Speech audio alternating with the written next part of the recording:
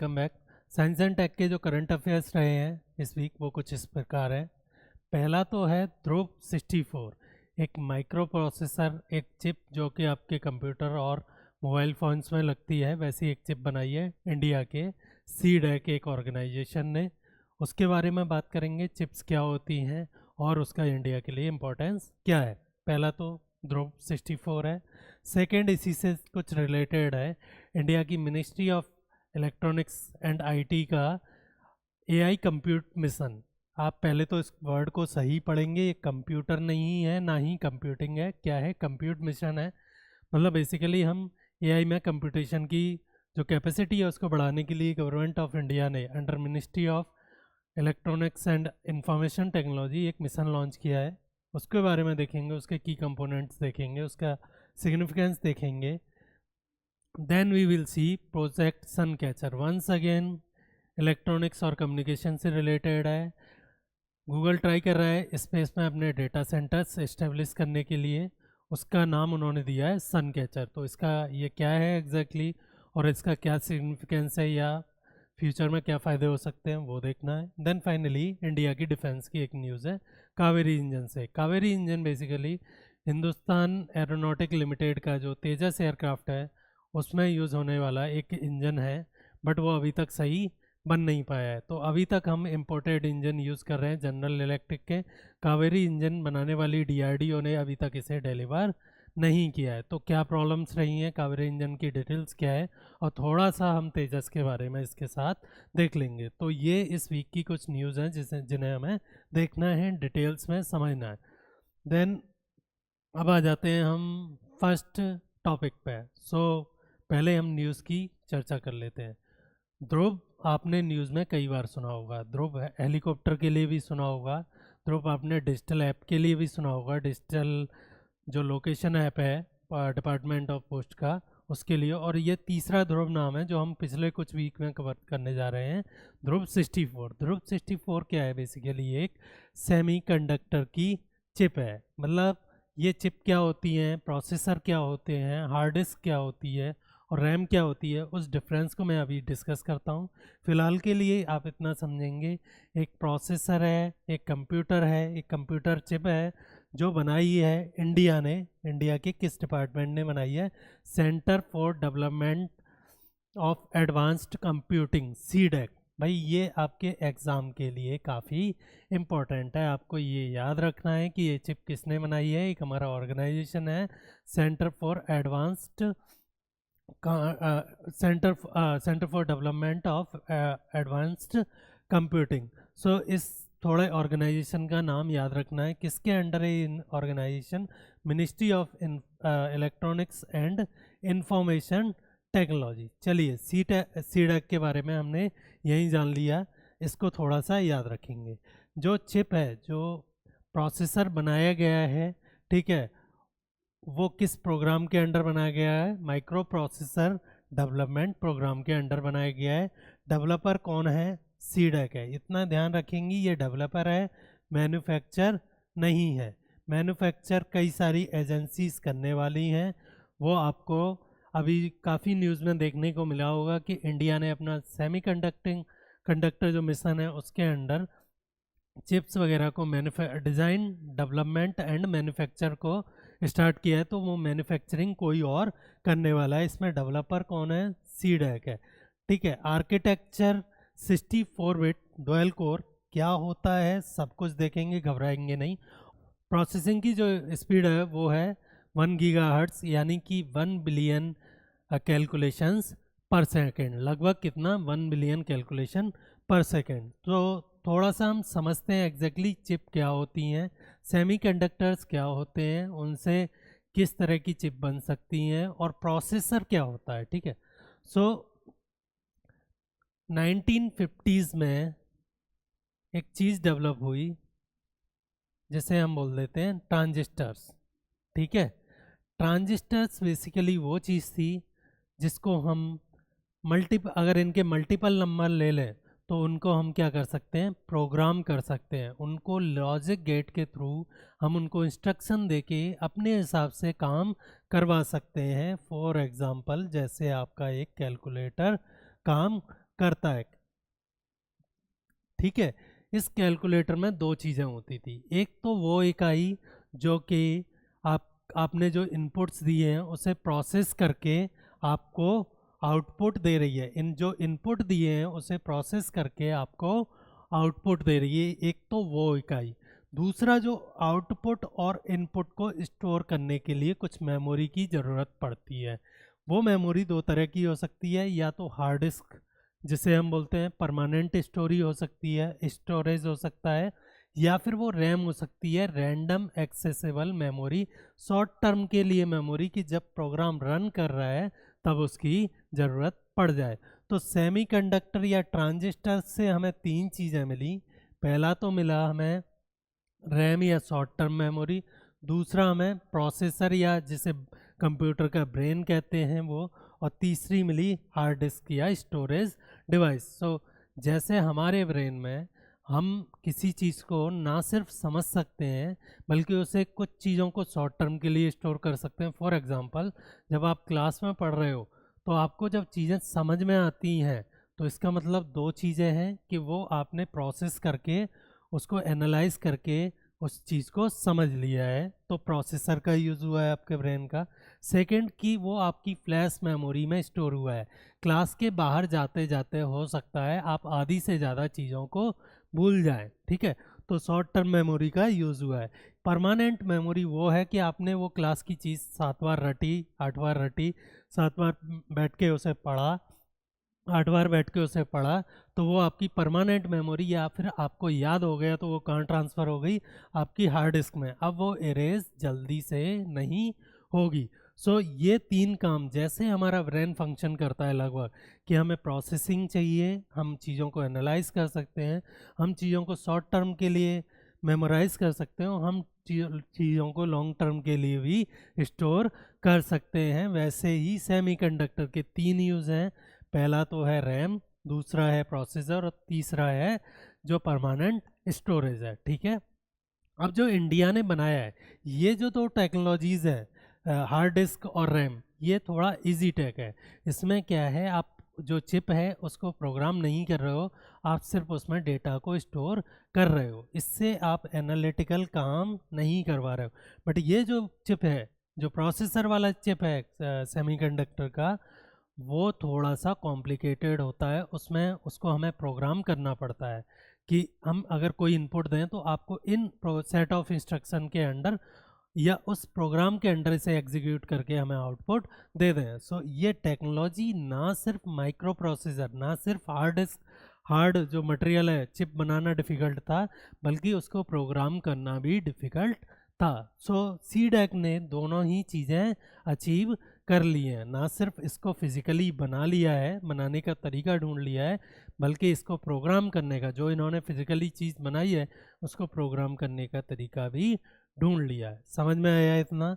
ये सारी चीज़ें, रैम हो गई आपकी, प्रोसेसर हो गया, ठीक है, जैसे i3, i5, i7 आपने सुना होगा, आपकी हार्ड डिस्क हो गई, आपके स्पीकर्स हो गए, आपके मॉनिटर हो गए जिसपे आउटपुट डिस्प्ले हो रहा है, आपके इनपुट्स हो गए जैसे such as keyboard and mouse, ये सारे एक मदरबोर्ड के थ्रू आपस में कनेक्ट रहते हैं। किसके लिए? कोऑर्डिनेशन और डेटा के आदान प्रदान के लिए, डेटा के एक्सचेंज के लिए। सो आपको बेसिक कंप्यूटर की अंडरस्टैंडिंग हो गई, माइक्रोचिप्स क्या होती हैं वो समझ में आ गया। हाँ, चिप्स हम बेसिकली इनको ही बोल देते हैं, बट माइक्रोचिप्स अगर हम समझें तो माइक्रो वर्ड बोलता है कि ये चिप्स पहले काफ़ी बड़ी बनती थी, अब कैसी हो गई हैं, छोटी हो गई है। माइक्रो का मतलब क्या हो गया है, ड्यू टू टेक्नोलॉजिकल एडवांसमेंट हमने जो चिप्स का साइज़ है वो काफ़ी छोटा कर दिया है। फॉर एग्जांपल, अब हम एक इतनी बड़ी चिप में, लिटरली इतनी बड़ी चिप में billions of transistors, billions of transistors fit कर सकते हैं। ये ट्रांजिस्टर किसके बने हुए हैं? सिलिकॉन के। किसके बने हुए हैं? सिलिकॉन के जो डायोड होते हैं उसके बने हुए हैं। सो इन्हीं जो छोटा साइज हो गया चिप को, उसकी वजह से हम इन चिप्स को क्या बोल देते हैं? Micro processor. अब हम ध्रुव में जो चिप डेवलप हुई है, ध्रुव ने जो माइक्रो प्रोसेसर डेवलप किया है उसको देखते हैं, उसकी प्रॉपर्टीज़ क्या है। मतलब अब हम इस पर फोकस करेंगे कि ध्रुव ने कौन सा प्रोसेसर डेवलप किया है। सो जो प्रोसेसर है, जो माइक्रोचिप ध्रुव ने बनाई है, उसकी प्रॉपर्टीज़ कुछ ऐसी हैं। पहला तो है उसका जो बिट साइज़ है वो कितना है, 64 बिट। इसको थोड़ा समझते हैं, बिट साइज़ क्या होता है उसको थोड़ा समझते हैं। बिट साइज़ होता है, मान लीजिए यहाँ पे एक ये चिप है, इसको आप डेटा दे रहे हो और इधर से इनपुट दे रहे हो और इधर से आउटपुट आ रहा है बेस्ड ऑन द प्रोग्राम। जो भी प्रोग्राम आपने इसमें इंस्टॉल किया है उसके बेसिस पे आपने एक इनपुट दिया। फॉर एग्जांपल मेरे को एक फ़ाइल MP3 से MP4 में कन्वर्ट करनी है।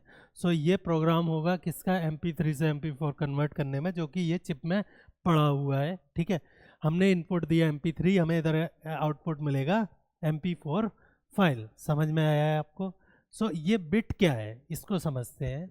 बिट है बेसिकली कि कितना अमाउंट ऑफ डेटा आप एक बार में दे सकते हो। अगर 1 बिट है, ऐसा कुछ होता नहीं है 1 बिट 2 बिट नहीं होता, जनरली 32 बिट और 64 बिट के प्रोसेसर मिलते हैं हमें। बट 1 बिट है तो एट ए टाइम हम इसे कितना डेटा दे सकते थे, सिंगल डेटा दे सकते थे।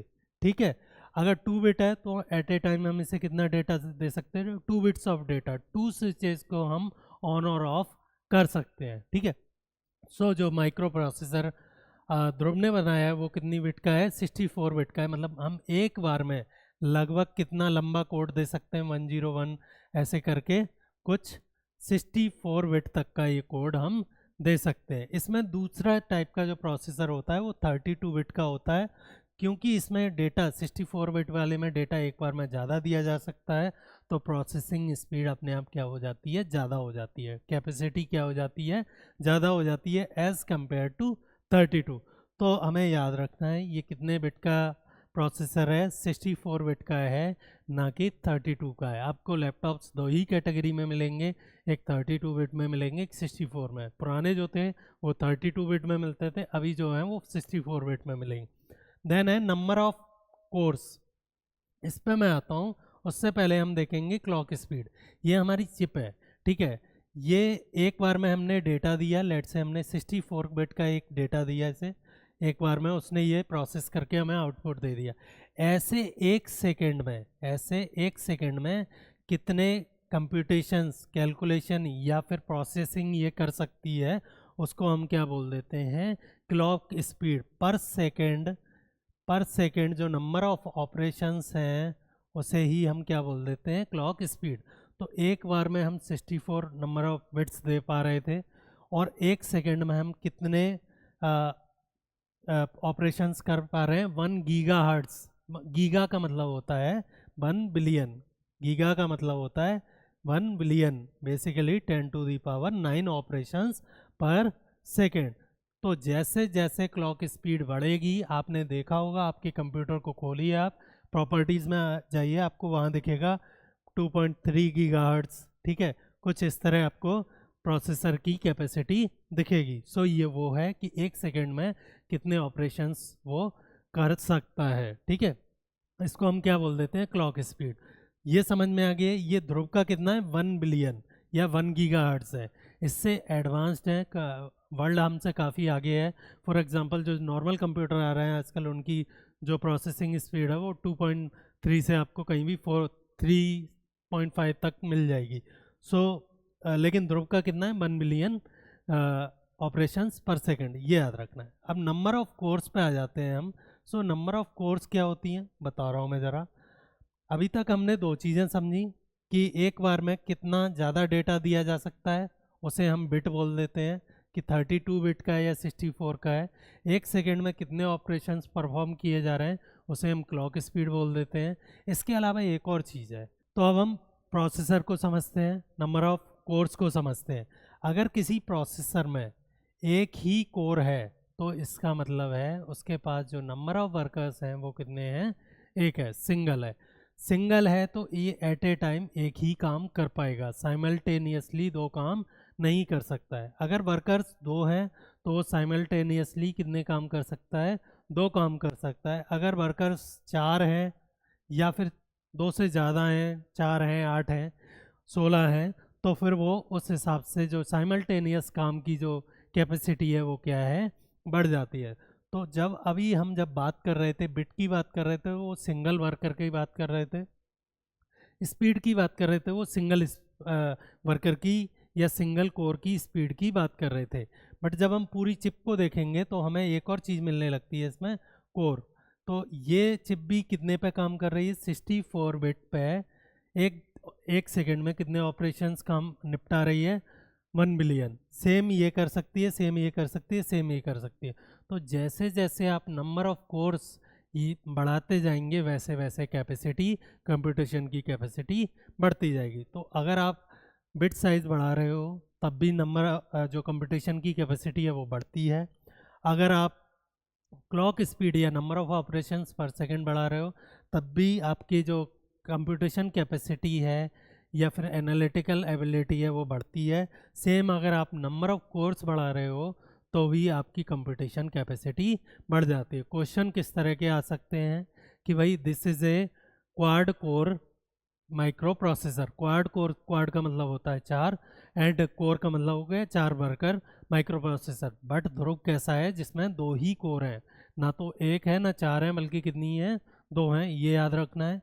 फिर ये भी पूछा जा सकता है कि ये मल्टीपल कोर वाले जो प्रोसेसर होते हैं वो एक टाइम पे मल्टीपल काम कर सकते हैं, तो ये बात सही है। उल्टा भी बोल सकता है वो सिंगल कोर मल्टीपल काम कर सकता है क्या, सिंगल कोर या सिंगल वर्कर एट ए टाइम पे एक ही काम कर पाएगा। तो जैसे जैसे बिट रेट, फ्रिक्वेंसी या क्लॉक स्पीड और नंबर ऑफ कोर्स बढ़ती हैं वैसे वैसे एक प्रोसेसर की स्पीड या उसके काम करने की क्षमता क्या हो जाती है, बढ़ जाती है। इतना समझ में आ गया।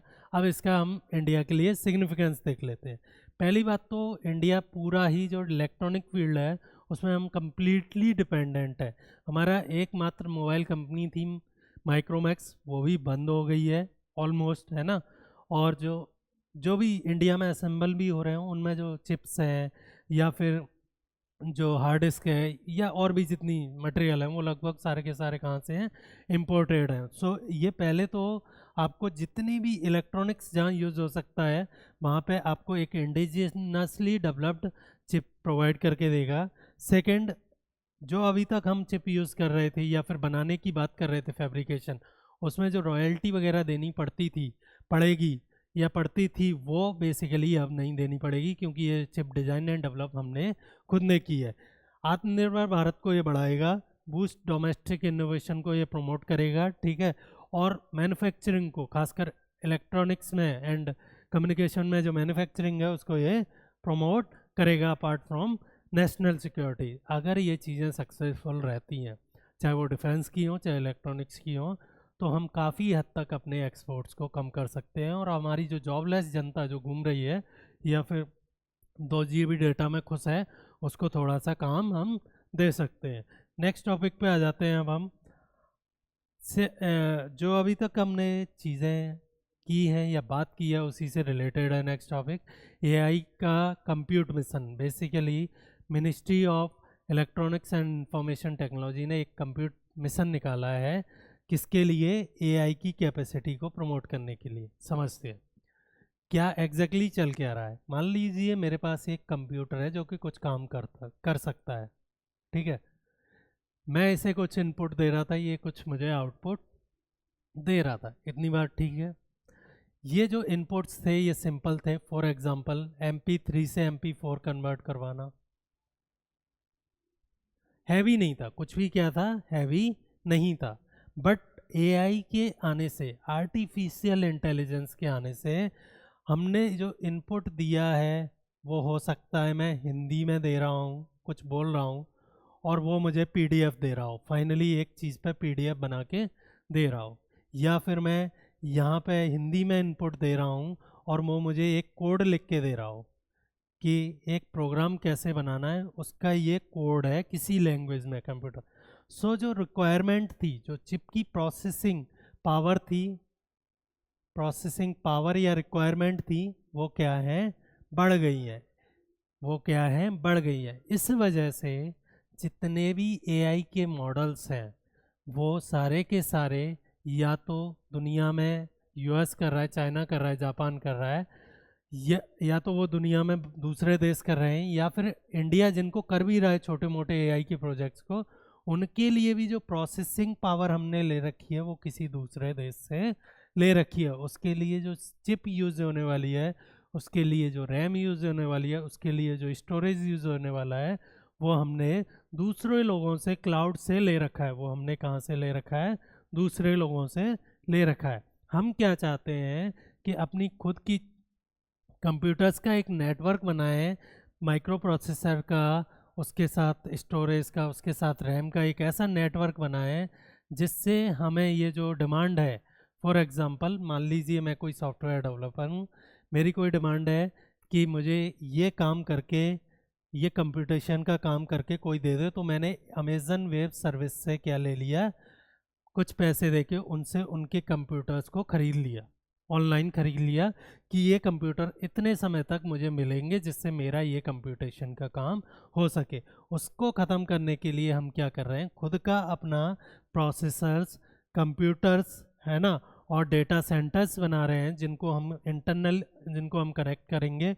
और अब द्वारा मेरे को अगर काम पड़ता है तो मैं अमेरिका के पास ना जाके, AWS के पास ना जाके, किससे रेंट पे ले सकता हूँ चीज़ें? अपने खुद के नेटवर्क से। तो जो हमारा पैसा और जो हमारी मेहनत बाहर जा रही थी वो अब कहाँ रहेगी? देश में रहेगी। ठीक है। सो हम इस मिशन में बेसिकली एक ऐसा नेटवर्क क्रिएट कर रहे हैं ऑफ कंप्यूटर्स, है ना, ऑफ प्रोसेसिंग पावर, जिसपे अगर आप एआई की हैवी कंप्यूटिंग डिमांड दो तो वो उन्हें फुलफिल करके आपको दे सके। फॉर एग्जांपल, आप चैट जीपीटी को बोलते हो कि एक इमेज बना के दे, और उसके बदले में आप पैसा पे कर रहे हो, तो वे बेसिकली वो एक क्लाउड कंप्यूटिंग ही है। वो क्या है? एक क्लाउड कंप्यूटिंग है। आप दूसरे देश को पैसा पे कर रहे हो। तो गवर्नमेंट ऑफ इंडिया चाहती है ना सिर्फ मॉडल्स हमारे हों, बल्कि उन मॉडल्स के लिए जो इंफ्रास्ट्रक्चर चाहिए, जो कंप्यूटर्स चाहिए जहाँ पे वो मॉडल रन होने वाला है, वो इंफ्रास्ट्रक्चर भी कहाँ का हो? हमारा खुद का हो। जैसे कि पिछले वीक अभी न्यूज़ थी कि बाइजैक में एक 15 या 12 बिलियन डॉलर का एक डेटा सेंटर कोई कंपनी, बड़ी कंपनी लाने वाली है। ठीक है। सो सेकंड, इस मिशन में जो बातें याद रखनी है वो है कि ये मिशन गवर्नमेंट ऑफ इंडिया अकेले नहीं कर रही है।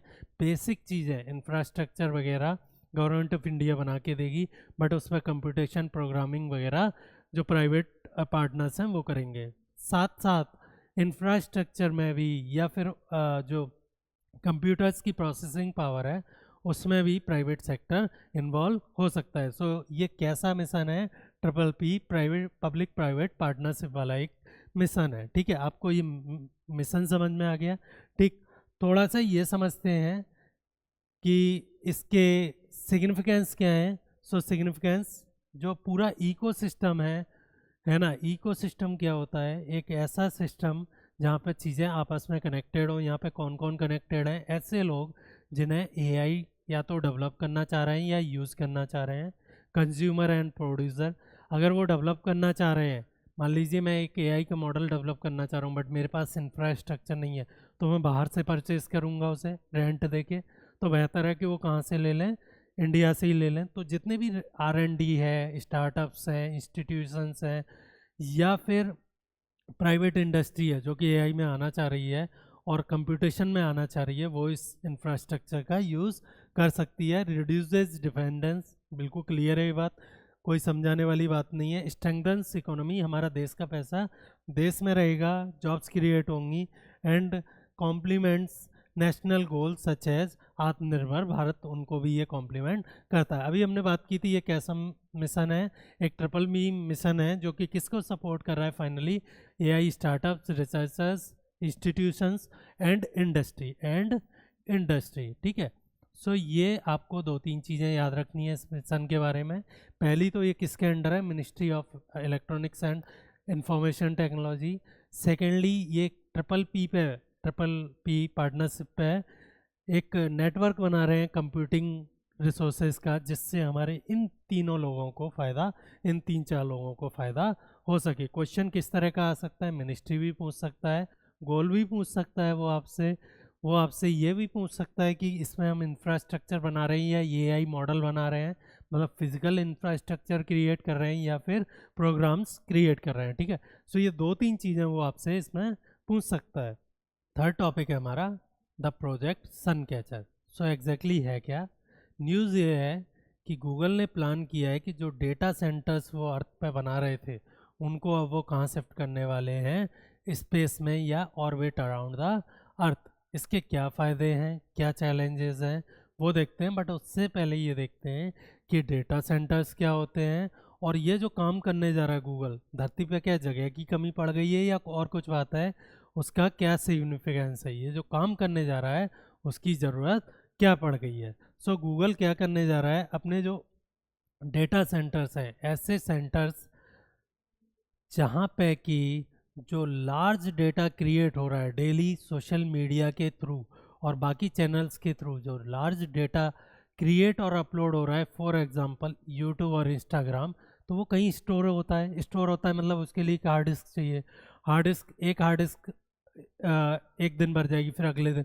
सो एक आपको बहुत बड़ा डेटा सेंटर चाहिए जहाँ पे आप इस डेटा को स्टोर कर सको और ज़रूरत पड़ने पे रिट्रीव कर सको, जहाँ पे आप डेटा को हार्ड डिस्क में स्टोर कर सको और ज़रूरत पड़ने पर रिट्रीव कर सको, ठीक है। सो स्टोर एंड रिट्रीव, ठीक। इसको हम क्या बोल देते हैं भाई, डेटा सेंटर। इसी चीज़ को हम क्या बोल देते हैं, डेटा सेंटर। इसमें दो चीज़ समझेंगे डेटा सेंटर में, क्योंकि डेटा बहुत ज़्यादा क्रिएट हो रहा है, terabytes of, thousands of terabyte एक सिंगल डे में जो डेटा क्रिएट हो रहा है वो थाउजेंड्स ऑफ टेराबाइट्स में है। इस वजह से जो नंबर ऑफ डेटा सेंटर्स हैं या नंबर ऑफ हार्ड डिस्क हैं वो काफ़ी ज़्यादा है, काफ़ी ज़्यादा है। तो इसमें क्या खर्च होती है आपकी, इलेक्ट्रिसिटी या एनर्जी। इसको मेंटेन करने के लिए हमें पहली तो चीज़ तो क्या देनी है, इसको रनिंग करने के लिए, चलाने के लिए हमें इलेक्ट्रिसिटी देनी है। और दूसरा, क्योंकि यहाँ पे इस इलेक्ट्रिसिटी की वजह से बहुत सारी हीट क्रिएट होगी, उस हीट को डिसिपेट करना है हमें, तो हमें दूसरी चीज़ ज़रूरत पड़ती है कूलिंग की। उसमें हमें दो चीज़ें ज़रूरत पड़ती हैं, वाटर प्लस एनर्जी, ठीक है। वाटर को सर्कुलेट करने के लिए हमें फिर से क्या देना पड़ता है, इलेक्ट्रिसिटी या एनर्जी।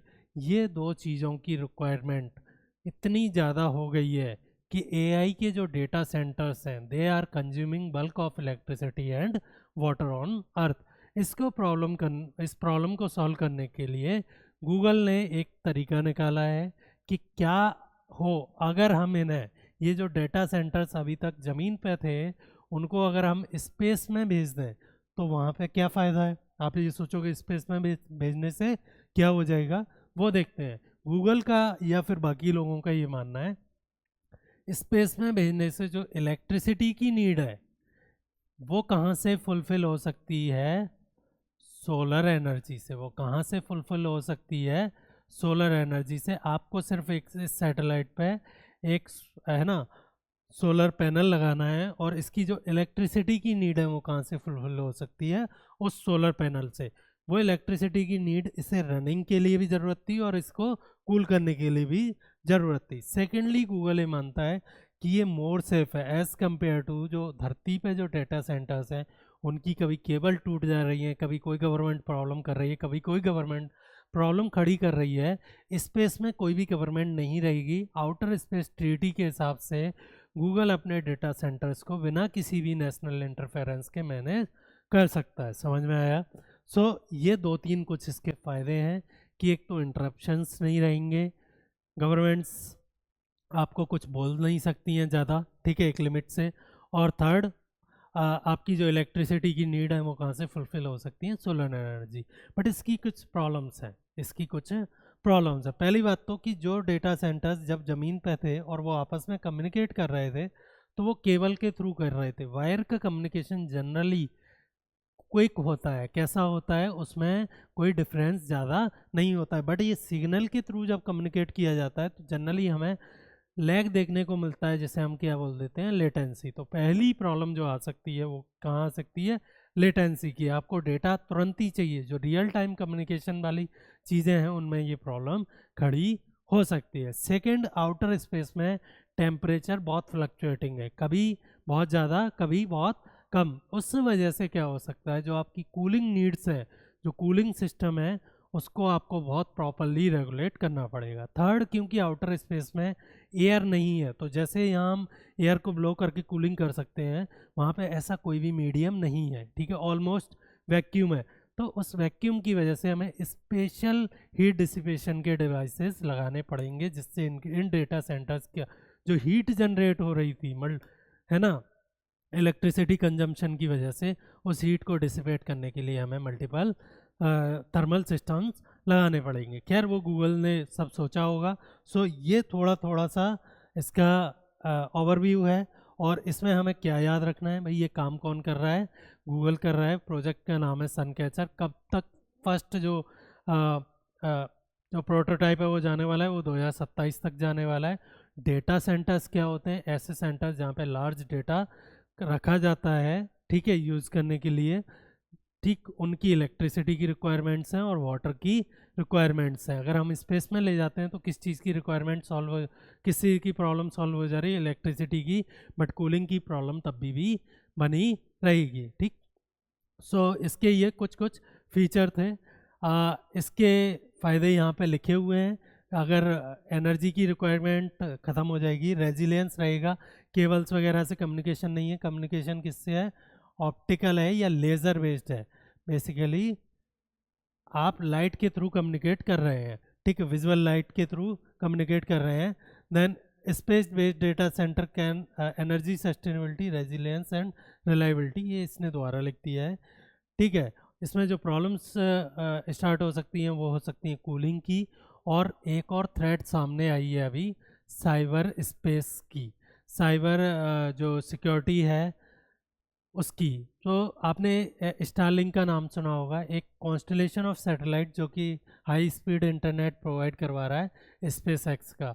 कल की ही न्यूज़ है कि रसिया कोई ऐसा साइबर वेपर बनाने वाला है जो कि स्टारलिंक का जो सिस्टम है, जो ऑर्बिट जो सैटेलाइट ऑर्बिट कर रहे हैं अर्थ को, लो अर्थ ऑर्बिट में, उनको डिसरप्ट कर सकता है, उनके कम्युनिकेशन को ख़राब कर सकता है। बेसिकली स्पेस एक्स के जो प्रोग्राम है उसको ख़त्म कर सकता है। तो जब वो उसको ख़त्म कर सकता है तो वो वेपन्स इनको भी ख़त्म कर सकते हैं। ये एक नया चैलेंज सामने आया है, ठीक है। अगर इस यहाँ पे एक छोटी सी चीज़ और देख लेते हैं। मैंने अभी बात की थी कि जब आपके डेटा सेंटर्स स्पेस में हैं तो आपको किसी गवर्नमेंट की फ़िक्र करने की ज़रूरत नहीं है। सो प्रॉब्लम क्या है कि ये जो ट्रीटी है, आउटर स्पेस ट्रीटी है, इसमें भी अपने कुछ लीगल रिक्वायरमेंट्स हैं। सेकेंडली, इस ट्रीटी के बारे में अगर हम देखें तो ये 1967 में साइन हुई थी।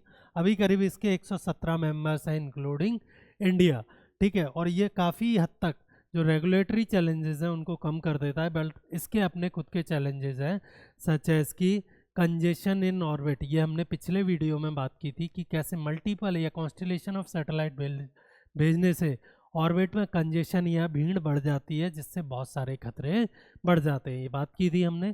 तो आउटर स्पेस ट्रीटी हो गया, डेटा सेंटर्स हो गए, सनकैचर मिशन हो गया, और कंपनी हो गई गूगल। ये चार बातें आपको इसमें से याद रखनी है।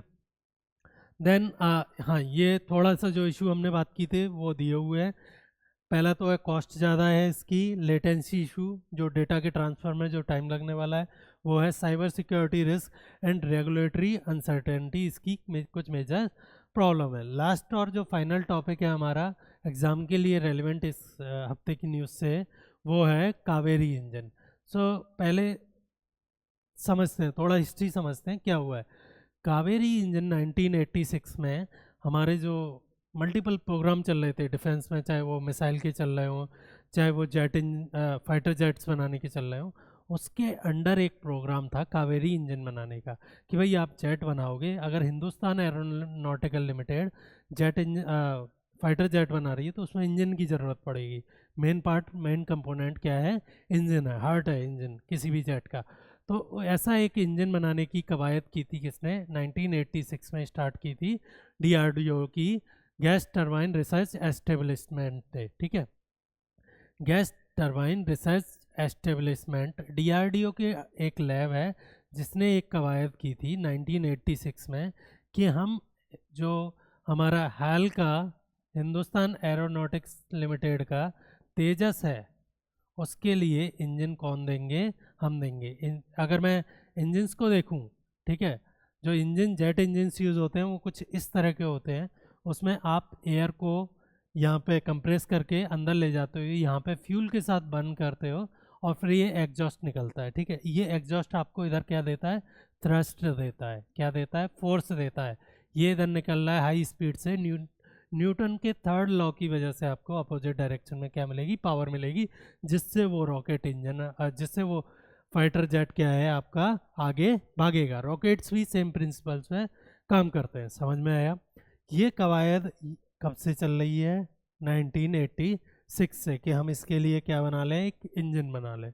ठीक है, बट अभी 2025 है, लगभग 26 होने वाला है और हमने ये इंजन नहीं बना पाया है। लगभग कितने साल हो गए, 40 ईयर, 4 डिकेड्स ऑफ डेवलपमेंट के बाद भी हमने ये इंजन नहीं बना पाया है। तो ये हमारा बड़ा फेलियर रहा है, क्योंकि तेजस काफ़ी न्यूज़ में है और हमें उसके लिए अभी जनरल इलेक्ट्रिक का जो एरोस्पेस डिवीज़न है उससे इंजन क्या करने पड़ रहे हैं, इंपोर्ट करने पड़ रहे हैं। पिछले वीक्स की ही न्यूज़ है। तो ये लाजमी हो जाता है कि कावेरी अभी तक काम क्यों नहीं कर रहा है, उन फैक्टर्स को देखा जाए। जब मैंने आपको ये इंजन बताया तो आपने कभी भी प्रोपेलर्स देखे होंगे, एयरक्राफ्ट के प्रोपेलर्स देखे होंगे, तो उसमें ऐसे ब्लेड्स रहती हैं। ठीक है, ये ब्लेड्स मिलियंस ऑफ रिवॉल्यूशन करती हैं। ठीक है, और ये हाई टेम्परेचर पर चलती है। सारी कहानी 1500-1600 डिग्री सेल्सियस पर चलती है।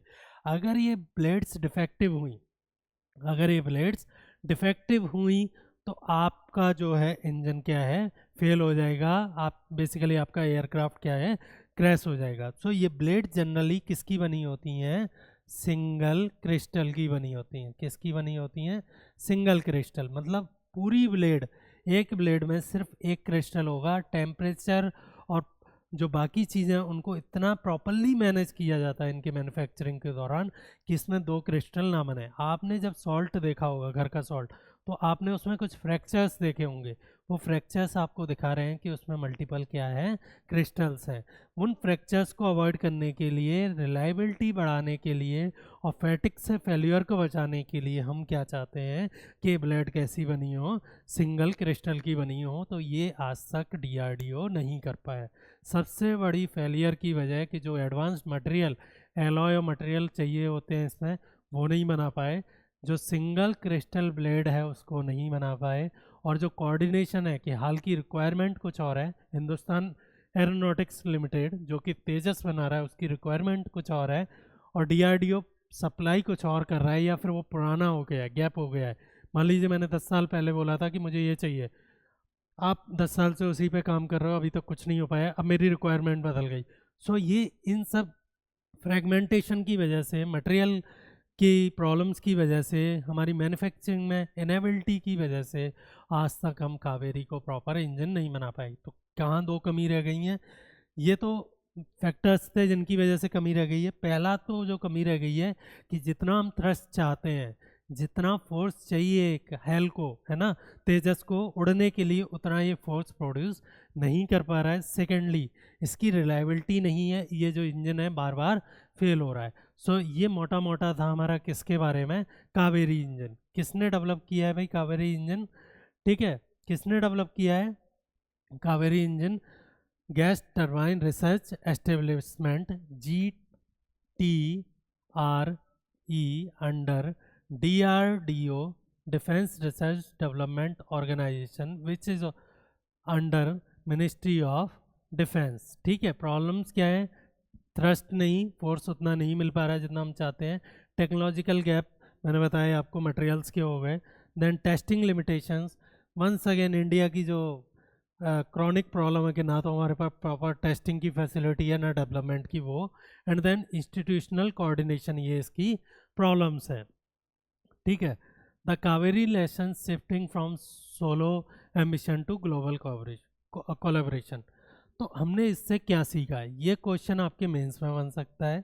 कावेरी इंजन की डिटेल्स के बारे में, या कहाँ यूज़ होने वाला था, या कौन बना रहा था, वो क्वेश्चन आपके प्रीलिम्स में बन सकता है। हमने इस पूरे जो हमारी जर्नी है 1986 से, उससे 2-3 बातें सीखी। पहले तो आप अगर एक सिंगल ऑर्गेनाइजेशन पे किसी काम के लिए डिपेंड रहोगे तो हो सकता है वो पूरा काम ना कर पाए, क्योंकि हो सकता है उसने एक कंपोनेंट बना लिया और दूसरे में फेल हो गए। जब तक हम पूरा एक इकोसिस्टम डेवलप नहीं करेंगे तब तक हम चीज़ों को जनरेट नहीं, तब तक हम चीज़ों को डिलीवर नहीं कर पाएंगे। बट अब हमने कोशिश की है कि हम प्राइवेट सेक्टर को एंट्री दें। फॉर एग्जांपल न्यूक्लियर में दे रहे हैं और बाकी सेक्टर्स में दे रहे हैं। फॉर एग्जांपल डिफेंस में हम प्राइवेट को एंट्री दे रहे हैं। उससे क्या होगा, अगर टीम काम करती है तो ऑब्वियसली आउटपुट जल्दी आ सकता है, बेहतर आ सकता है, कॉम्पिटिटिव रहेगा, मतलब लो कॉस्ट पे रहेगा और हम वर्ल्ड से compete करने में सक्षम हो सकते हैं। फ़िलहाल तो इतना है कि अभी हमें जेट इंजन्स क्या करने हैं, इंपोर्ट करने हैं। अभी हमारे पास और कोई ऑप्शन नहीं है। सो हम सारे को एक बार रिवाइज कर लेते हैं। जो 4 चीज़ें आज हमने पढ़ी हैं, चारों में क्या लेसन थे। पहला और सबसे इम्पोर्टेंट कि इंडिया ने अपना माइक्रो प्रोसेसर जो कि 64 बिट का है, 1 गीगाहर्ट्ज़ प्रोसेसिंग क्लॉक स्पीड है उसकी, और डुअल कोर है, मतलब 2 वर्कर एक साथ काम कर रहे हैं, वो बना लिया। ये हमारे जितने भी कंप्यूटिंग मिशंस हैं, जितने भी हमारी इंडिजिनस की ड्राइव है या इलेक्ट्रॉनिक्स में हम सेल्फ रिलायंस चाहते हैं, उसके लिए बहुत इंपॉर्टेंट है। किसने काम किया है? सीडैक ने, centre for development of advance computing under ministry of electronics से। ठीक है, प्रोसेसर की जो कैपेबिलिटी है वो कुछ इस तरह है, 64 bit, 1 gigahertz and dual core. ये 3 चीज़ें आपको बिल्कुल याद रखनी है। सेकेंड है हमारा mission on AI computing. AI computing पे हम एक प्रोसेसर और कंप्यूटर्स का नेटवर्क क्रिएट करना चाहते हैं जो कि किसको सपोर्ट कर सके, स्टार्टअप्स को, इंस्टीट्यूशंस को, इंडस्ट्री को। ठीक है, हमें बाहर के लोगों पे इंफ्रास्ट्रक्चर के लिए और एआई मॉडल्स के लिए डिपेंड ना होना पड़े। तीसरा जो हमारा था वो भी डेटा सेंटर से रिलेटेड था। गूगल अपना सन कैचर प्रोजेक्ट लॉन्च करने जा रहा है 2027 में। वो बेसिकली है क्या, डेटा सेंटर्स को उठा के स्पेस में रखना जिससे एनर्जी की रिक्वायरमेंट कम हो सके, रेगुलेटरी हार्डल्स कम हो सकें और जो ब्लॉकेजेस हैं, जो इंटरप्शंस हैं वो ख़त्म हो जाएं। बट उसके अपने चैलेंजेस हैं, सच एज आप उसको कूलिंग कैसे करोगे, आपके लिए एक नई रेगुलेटरी हर्डल या फिर अनसर्टेनिटी खड़ी हो जाती है in the form of global outer space treaty. ठीक है, सो ये सारी चीज़ें थी। एंड देन फाइनली हमने देखा था कावेरी इंजन, एक ऐसा इंजन है जिसे डीआरडीओ 1986 से बनाने की कोशिश कर रहा है। 40 साल बाद, लगभग 2026 हो गई है, आज तक उसे बना नहीं पाया है। उसमें कई सारी प्रॉब्लम्स हैं। पहला तो है हमारे पास प्रॉपर मटेरियल नहीं है, हमें मैन्युफैक्चरिंग नहीं पता है कि सिंगल क्रिस्टल कैसे बनाना है। Then coordination among agencies weak रहा है, हिंदुस्तान एरोनॉटिक्स लिमिटेड और डीआरडीओ के अमंग जो कोऑर्डिनेशन रहा है वो वीक रहा है। एंड देन फोर्थ, कोई भी उसको सपोर्ट करने वाला नहीं है, कोई भी प्राइवेट या सरकारी ऐसा संस्थान जिसने, अगर डीआरडीओ ने एक पार्ट डेवलप कर लिया हो तो दूसरा उसने कर लिया हो, ऐसा कोई भी सपोर्टिंग इकोसिस्टम नहीं रहा है। ये सारे हमारे प्रीलिम्स और मेंस के लिए बहुत इंपॉर्टेंट हैं। जो पॉइंट मैंने अभी एंड में बोले हैं रिकैप में, वो आपको लगभग याद रखने हैं। ठीक है, और ये आपको ना सिर्फ प्रीलिम्स में एज देगा बल्कि मेंस में भी एज देगा। सो चीज़ों को रिवाइज करते रहिए और थोड़ा देखते रहिए कि कंसेप्ट कहाँ कहाँ आपके प्रीलिम्स में पूछे जा सकते हैं।